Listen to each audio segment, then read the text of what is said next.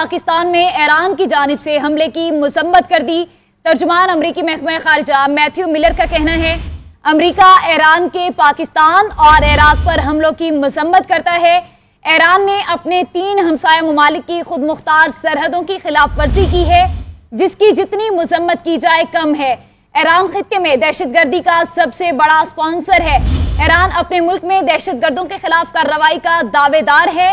ایران کی وجہ سے ہی امریکی فوج عراق میں موجود ہے۔ ہم خطے میں تنازع کو پھیلتے نہیں دیکھنا چاہتے اور کوئی بھی ملک نہیں چاہتا کہ تنازع مزید بڑھے۔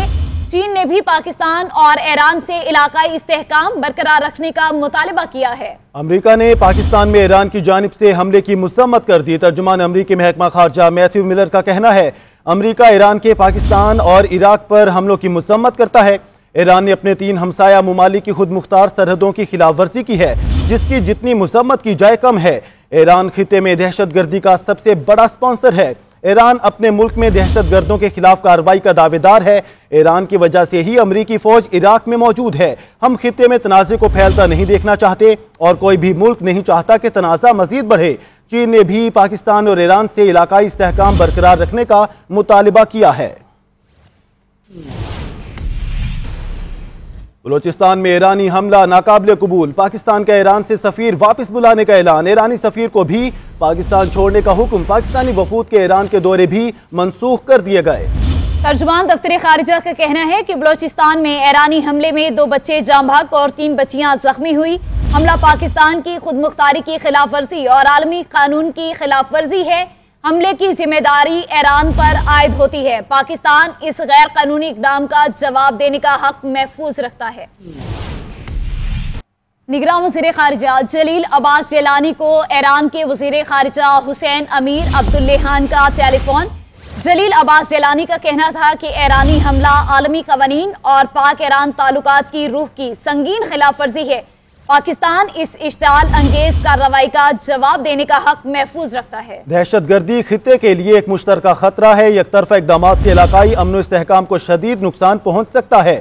خطے کے کسی بھی ملک کو اس خطرناک راستے پر نہیں چلنا چاہیے۔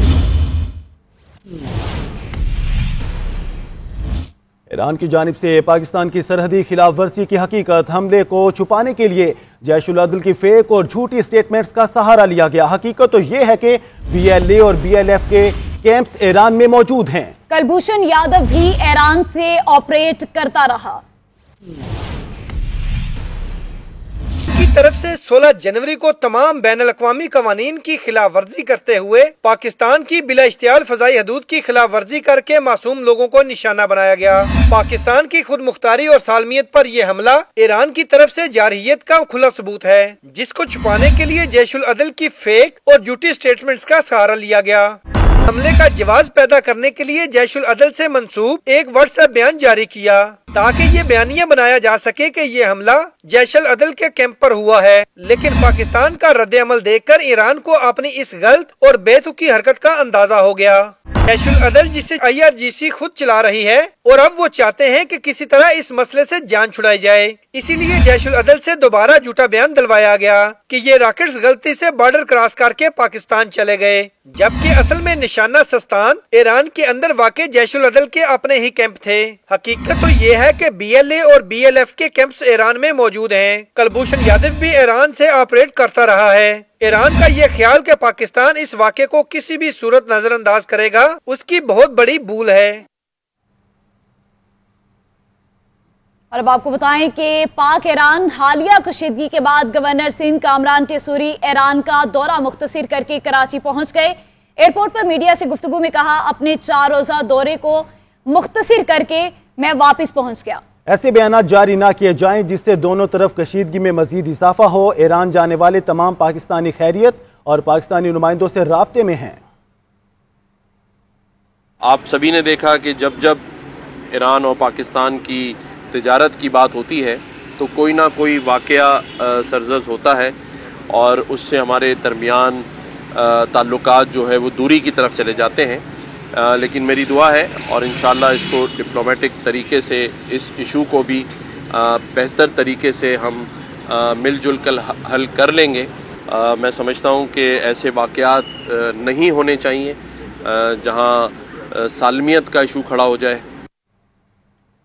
खैबर पख्तूनख्वा और पंजाब के मैदानी इलाके शदीद धुंध की लपेट में, हद निगाह इंतहाई कम।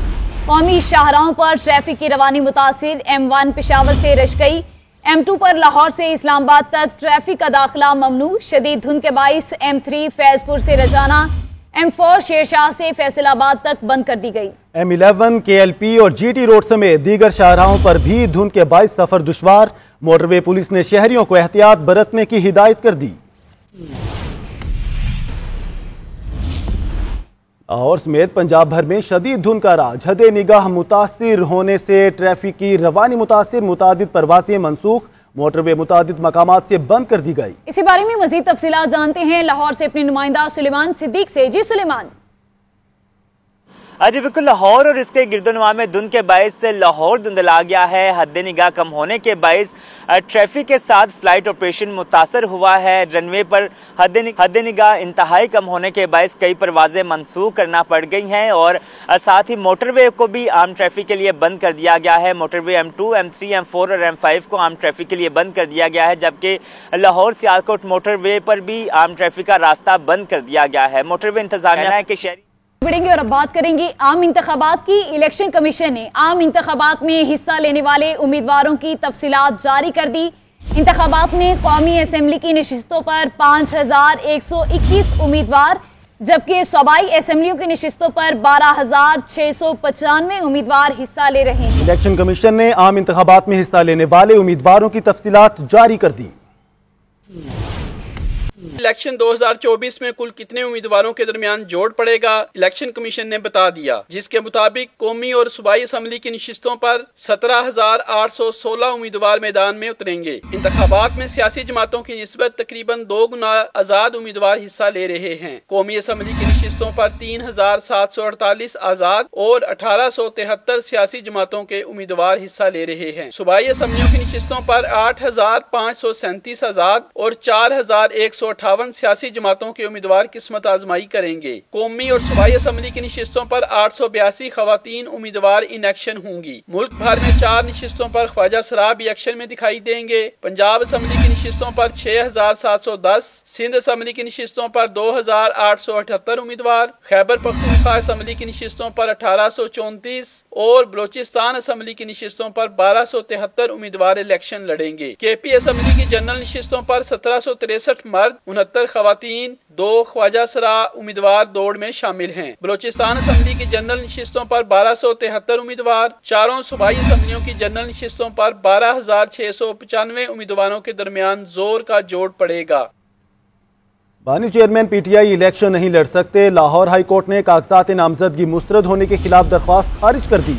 बानी चेयरमैन PTI ने NA89 और NA122 से कागजात मुस्तरद होने को चैलेंज किया था। लाहौर हाई कोर्ट ने साबिक वज़ीर आज़म नवाज शरीफ और शहबाज शरीफ के कागजात मंजूरी का फैसला चैलेंज कर दिया गया। शाह महमूद कुरैशी और परवेज इलाही की कागजात नामजदगी मुस्तरद करने के खिलाफ अपीलें खारिज कर दी गई।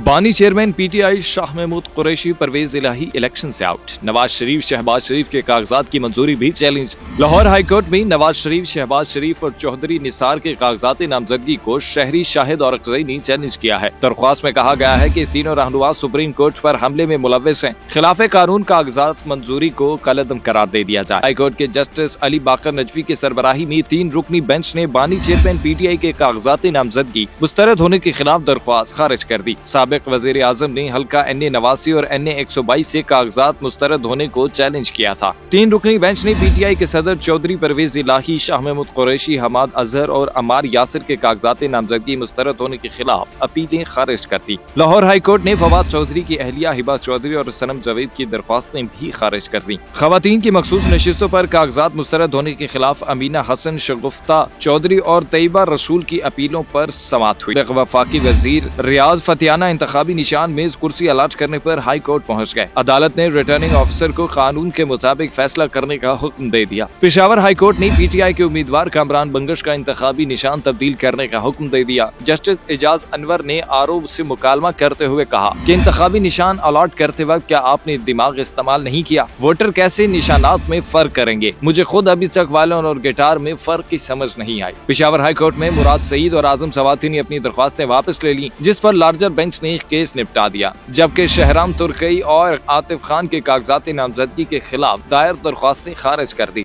इस्लामाबाद हाईकोर्ट के जस्टिस तारिक महमूद जहांगीरी ने दौराने निकाह इद्दत केस की file chief justice Aamir Farooq को भिजवा दी।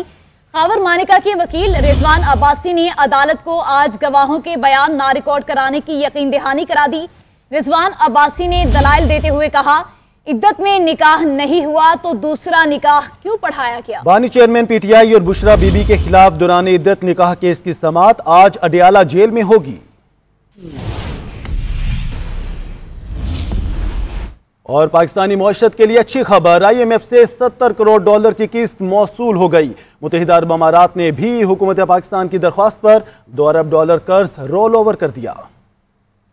पाकिस्तान की मुआशी सूरत हाल मजीद बेहतर हो गई। IMF से $70 करोड़ की किस्त मौसूल। IMF के एग्जीक्यूटिव बोर्ड ने गुज़िश्ता हफ्ते इक्तिसादी जायजे की मंजूरी के साथ स्टाफ सतह के मायदे और अगली किस्त जारी करने की मंजूरी दी थी। पाकिस्तान को स्टैंड बाई अरेंजमेंट प्रोग्राम के तहत अब तक $1.9 अरब की रकम मौसूल हो चुकी है। आखिरी इक्तिसादी जायजे के बाद पाकिस्तान को मजीद $1.1 अरब मिलेंगे, जिसके लिए अगले माह मुज़ाकरात होना है। पाकिस्तान और IMF के दरमियान स्टाफ लेवल मायदा गुज़िश्ता साल 15 नवंबर को तय पाया था। पाकिस्तान $3 अरब के स्टैंड बाय अरेंजमेंट के तहत $1.2 अरब पहले ही हासिल कर चुका है।